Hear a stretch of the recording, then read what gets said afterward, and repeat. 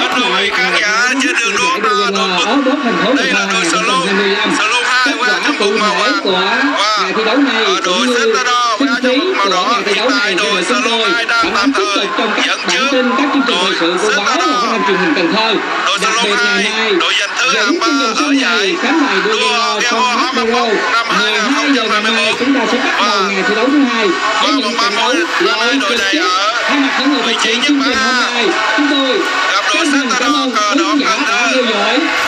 Chương trình trực tiếp giải đua có rất nhiều những cổ động viên của ngày thi đấu thứ nhất đồng bào Khmer Nam Bộ.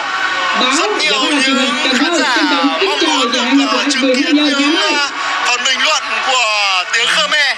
Không biết anh Lý Dũng có thể mang đến một phần bình luận bằng tiếng Khmer để cho các khán giả cũng như chúng tôi được chiêm ngưỡng không ạ? Dạ được, em cảm ơn Niên. Chụp đẹp xưa nhiều cái tự do tiếng Anh này nào break maspero nào khang chuyên đây cứ tu Cetador cả